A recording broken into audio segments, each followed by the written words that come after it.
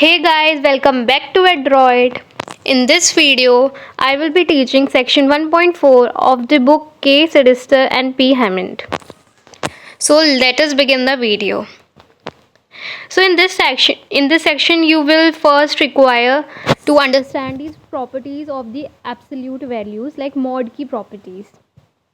So these are some basic properties which you will need to learn or understand. Let's begin with the first property. Mod x whole square should be equals to mod of x square should be equals to x square. This is the first property. You will have to learn these properties because they will not ask you the proof of these properties, but I will tell you the rationale behind the property. So you must be knowing that a square function and a modulus function could be reversible, like in the general term. If I am putting a square, if I am putting a mod, they mean the same. So I can write mod of x whole square should be equals to x square mod is equals to x square. So next property says if modulus of x is 0, it implies x equals to 0. So it's quite obvious. The third property says modulus of x and y should be equal to modulus of x and modulus of y. You will have to learn this split property. Next property says xy should be less than equal to modulus of x and modulus of y. This is quite obvious. Why? Because when I am multiplying x and y, there could be one negative number or there could be one positive number. In that case, I will get a negative number. Okay, so I can get a negative number on the left hand side, but I can never get a negative number on the right hand side because there is a mod with x also and y also. I will definitely get a positive number. So there are two possibilities. First, either they can be equal, either I can get the equal values on both the sides, or the second probability is I can get a bigger number on the right hand side, but there is not a property that I can get a bigger number on left hand side. Therefore this property says x and y should be less than equal to mod of x and mod of y. Next property, you all have studied it in class 12. If mod of x is less than equal to a, it implies x belongs to minus a to a. On the number line, if I see it on the number line, I can say if I am taking minus a and a on the number line, I can say this x belongs to minus a to a. Since there is an inclusive inequality, I will put a dot on both a, and this I will cover this area of the number line, this whole area of the number line. Okay, so this is modulus of a x less than equal to a. Next is modulus of x greater than equal to b. It implies x is greater than b or x is less than equal to minus b. If I see it on the number line, its modulus of x is greater than equal to b implies x greater than equal to p or x less than equal to minus b. So if I am taking minus b and b on the number line, it will cover the area of this area plus this area. It will be modulus of x greater than equal to b. So these are six general properties. These are six general properties of the absolute values which you all have to learn. The proof might not be asked in the question, but there will be the application of these properties in the further section. So you all should know these properties. You all should learn these properties. Please write it down and learn all these six properties. Okay. So this is about the common properties of the absolute value. Okay, now comes the triangular inequality. So in triangular inequality, we will learn two inequalities. So their proof can be asked in the question. So you should know the proof of these questions. So let me teach you the proof. So let's begin. So first inequality says mod of x plus y should be less than equal to mod of x and mod of y. Mod of x plus y should be less than equal to mod of x plus mod of y. Why? Let me tell you the rationale first, then I will tell you the proof. Now when I am saying mod of x plus y, here x can be positive or y can be positive. X and y both can be positive, or there can be a case that x is negative and y is positive, or there could be a case that y is negative or x is positive. So if I am having any of these cases, like x is positive or y is negative, or y is positive, x is negative, In that case, the value of x plus y will be lesser than value of mod x plus mod of y. Why? Because say for example, I am taking x equals to -2 and y equals to 3. I am taking x equals to -2 and y equals to 3. So what will be the value of x plus y? The value of x plus y will be 1 and mod of 1 will be 1. So in LHS I will get 1. In LHS I will get 1. In RHS, mod of x is 2 and mod of y is 3. So what will I get? I will get 2 plus 3, 5. So obviously RHS is greater than the LHS. So there could be a case that RHS is greater than LHS. Or there could be a case that RHS is equal to LHS when x and y are both positive. Say if it would be x equals to 2 and y equals to 3. What is x plus y? X plus y is 2 plus 3, 5 and modulus of x plus y is again 5. It is equal to the RHS. Why? Because modulus of x is 2, modulus of y is 3. So 2 plus 3 is 5. So by rational I can say that modulus of x plus y should be less than equal to mod of x plus mod of y. Now let us just learn the proof of this inequality. So first of all, one pro tip: whenever we prove any of the modulus property, we usually use squaring. Like we usually square the modulus and then prove the property. It's just a pro tip. Like it usually proves the modulus properties. So in LHS I have modulus of x plus y. I will take the square. So modulus square of modulus of x plus y will be equal to x plus y whole square. How? From property 1, as I told. Mod x का square equals to x का square. Therefore modulus of x plus y का square will be equals to x plus y का whole square. So I will split it by a plus b का whole square की property. So it will be x plus mod of x plus y का whole square should be equals to x square plus y square plus 2xy. Now we had another property which was property number 4, which said xy should be less than or equal to modulus of x and modulus y. Xy should be less than or equal to modulus of x and modulus of y. It was property 4. So according to property 4, xy should be less than or equal to modulus of x and modulus of y. So can I say that if I am putting mod x and mod y instead of x and y, I can put this inequality instead of this equality? Why? With lieu of property 4. So modulus of x plus y का whole square should be modulus of x plus y का whole square should be less than or equal to x square plus y square plus 2 times of mod of x and mod of y. By why? Because of the property 4. Now this, if you see it properly, this is mod of x plus mod of y का whole square. Why? Because I can write x square equals to mod of x का whole square. How? Because of property 1. So it will be mod of x का whole square plus mod of y का whole square plus twice of mod of x and twice of mod of x into mod of y. So it is nothing but mod of x plus mod of y का whole square.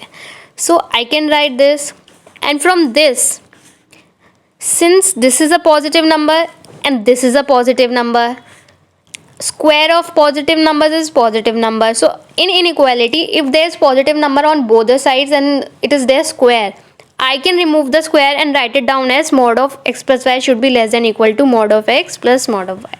See, it is given here. If a square is less than b square and both a and b are positive, here a is mod of x plus y and b is mod of x plus mod of y. A is also positive. Why? Because mod is always positive. B is also positive. Why? Because mod of x plus mod of y will be a positive number. So when a square is less than or equal to b square and a and b are both positive, I can write that a is less than or equal to b. So by using the same property, I am writing mod of x plus y is less than or equal to mod of x plus mod of y, which is exactly what I intend to prove. Therefore, this is the proof of the first triangular inequality. Now let's proceed to the second triangular inequality. So second triangular inequality says mod of mod x minus mod y should be less than or equal to mod of x minus y. Again, Here the proof is quite different. Here I will write mod x equals to mod of x minus y plus y. Can I write it in this way? Why? Because minus y and y will cut out each other. I will just get mod of x. So I can write mod of x equals to mod of x minus y plus y. Now from property 7, what was property 7? It was triangular inequality, which said mod of x plus y should be less than equal to mod of x plus mod of y.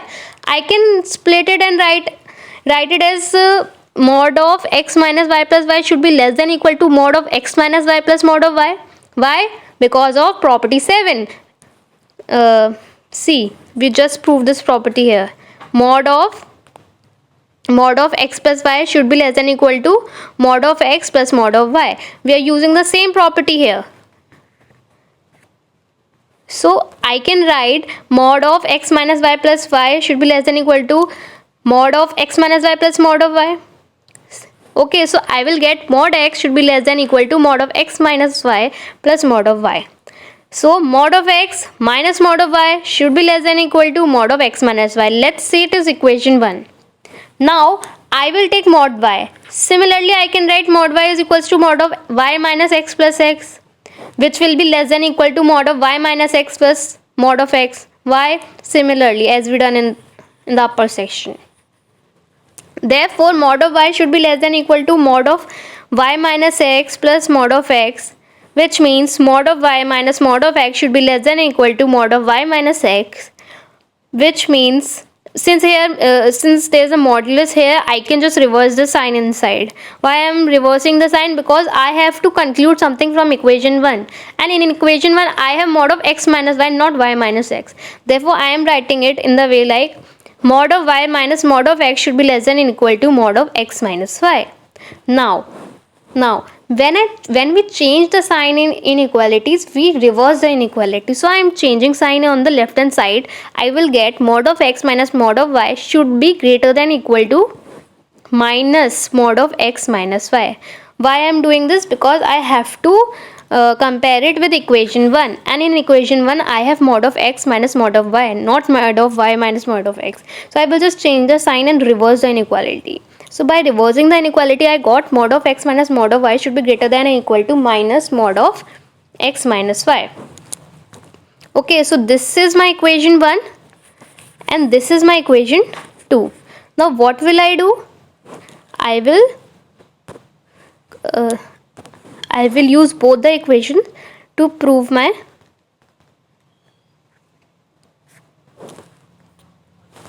see. Now from equation 1 and equation 2, I can write, I said mod of x minus mod of y should be in between minus of mod of x minus y and plus of mod of x minus y. From property 1 and from equation 1 and from equation 2, I got this equation.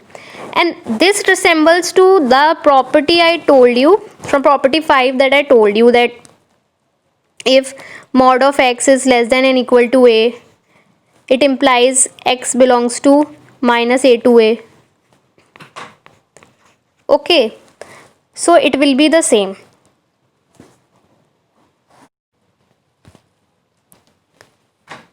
So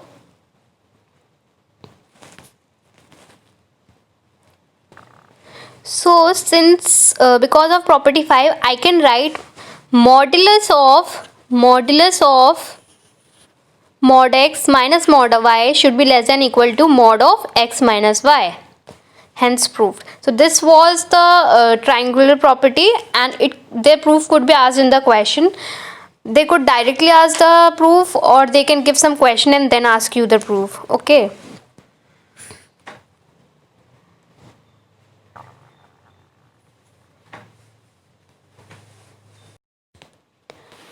Now we will see the curve of absolute values.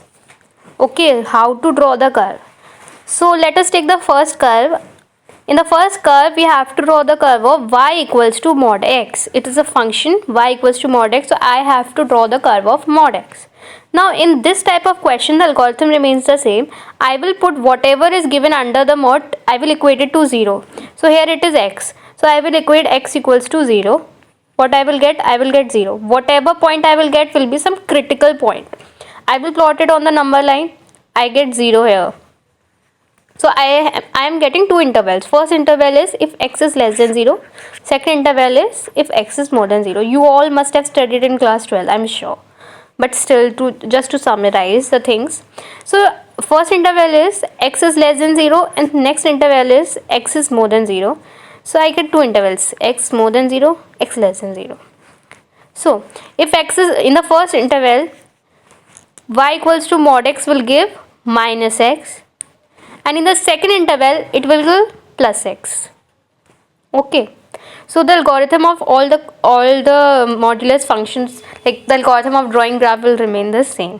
So I get two intervals. In the first interval the value of this will be minus of x, in the next interval it will be plus x. I can tell you the reason behind this by taking an example. Say if I am taking a value of x which is less than 0, I am taking minus 1. So what will this function y equals to mod of minus 1 will give me? Mod of minus 1 will give me 1, which is equal to minus of minus 1, which is equal to minus x. So if I am taking any value of x which is less than 0, I am getting y equals to minus x. Therefore, y equals to mod x is giving minus x when x is less than 0. But if I am taking a value of x which is greater than 0, say if I am taking 2 as a value of x, so I will get y equals to modulus of 2, which will be equals to 2, which is nothing but x, So when I am taking x greater than equal to 0, I am getting y equals to x. Therefore, I will get two set of equations, y equals to x and y equals to minus x. And if you have to follow the algorithm, it will be same. I will get some critical point by equating the equation given under the mod with 0. I will get a critical point. I will make two intervals. One interval will be less than the critical point, other interval will be more than the critical point. In the interval less than the critical point, the value of the modulus function will be negative, and in the interval greater than the critical point, its value will be positive. Okay, so this will be the algorithm. Now I am getting two equations. First is y equals to x, next is y equals to minus x. So in the chapter straight lines, you all must have learned how to draw the curve of the equation y equals to x. So the equation is in the form of y equals to mx plus c, where m is the slope and c is the y-intercept. Here y-intercept is 0 and slope is 1 and minus 1. So 1, and it is passing through the origin. So one curve will be like this and the other curve will be like this. This will be y equals to x and this will be y equals to minus x. So this is the curve of the basic absolute function, that is y equals to mod x. Okay, I hope it must be clear. Now moving on to some complex question. So see, this question says y equals to mod of x minus 1. So what is given inside the mod? X minus 1. I will first equate it to 0. So x minus 1 should be equal to 0. What I will get? I will get x ki value 1. Now here 1 is my critical point. So I will put it on the number line. I get 1. So I am getting two intervals. First interval is when x is less than 1. Second interval is when x is more than 1. So when x is less than 1, the value of the modulus function will be negative. I will get minus of x minus 1. But when x is more than 1, I will get y equals to plus x minus 1. Okay. So here again I am getting two equations. First equation is y equals to x minus 1. Here y-intercept is minus 1. Y-intercept is minus 1 and slope is 1. Next is y equals to minus x plus 1. Here slope is minus 1 and y-intercept is 1. So the two equation will be like this. You can plot it accordingly by putting the values of x and y. Putting x equals to 0, I will get y ki value minus 1. So when x is 0, y is minus 1. Okay, when y is 0, x ki value 1. Okay, so you can plot the equations, you will get this graph. Now moving to more complex question.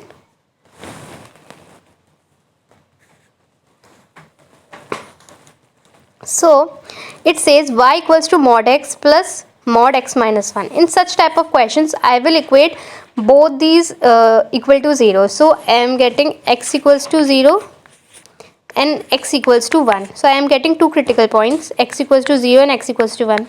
Here I am getting three intervals. In first interval, the value of x is less than 0. In second interval, the value of x is between 0 to 1. Sorry, it will be x. It should be x. Value of x is between 0 to 1. In the next interval, value of x is greater than and equal to 1. So I am getting three intervals. So in the first interval, when x is less than 0, I will get negative values from both the mods. So it will be minus of x minus 1. Okay. And in the second interval, when x is between 0 to 1, I will get positive value from the first mod, but negative value from the second mod. So it will be x minus 1. But in the third interval, I will get the positive values from both the mods. So I will get x plus x minus 1. So I will get three equations from y. First equation will be y equals to 1 minus 2x. Y equals to 1 minus 2x. Here the y-intercept is 1 and the slope is minus 2. So I am getting this downward sloping curve. In the second equation, I am getting y equals to 1. This will be a straight line parallel to x-axis. It is from 0 to 1. When x belongs to 0 to 1, so it will be till x equals to 1. But when x is more than 1, I am getting the equation 2x minus 1. Here slope is positive 2 and the y-intercept is minus 1. So I am getting a positive sloping curve. So this is how you have to draw the curve of absolute values. Now moving on, let's solve one question of the absolute values. And these kind of questions could be asked in the exam. So let us solve one question. So the question says, prove the following. X square minus 2 times of mod of x minus 3 equals to 0. Then I have to prove that the value of x is plus minus 3. Now let us start. So in such type of questions, you have to take mod x equals to y, because you cannot solve mod x directly. So you can take it in the form of a variable. Okay. So what will be the square of mod x? It will be y square. So the equation becomes y square minus 2y minus 3 equals to 0. Now it is a simple equation. You can use the midterm breaking to find the value of y. I am getting y plus 1 into y minus 3 equals to 0. So I am getting two values of y. I am getting y equals to 3 and y equals to minus 1. But here, since y is equals to mod of x, so I know y cannot take a negative value. If I am saying mod of x is equals to y, and if I am saying y equals to minus 1, it will imply that mod x equals to 1 minus 1. Which is an impossible scenario. Why? Because a modulus function can never give you a negative value. So if I am putting mod on some value, it will always give a positive number. Its range will be from 0 to infinity. So minus 1, so y equals to minus 1 is not a scenario. So I will exclude the value of y equals to minus 1 and I will consider only y equals to 3. So if I say y equals to mod x and y is equals to 3, I can write mod x equals to 3. Mod x equals to 3 implies x equals to plus minus 3. Because if I am saying mod of x is 3, so mod of minus 3 is also 3 and mod of 3 is also 3. So the value of x will be equals to plus minus 3. So this is our answer, and this is what we have to prove in the question. C. Prove that x equals to plus minus c. So guys, that is it for the video. I will give you some extra questions, so I will post them on my Instagram handle and I will share its link in the description box. So guys, I hope you liked the video. If you did, please share my video and subscribe to our channel.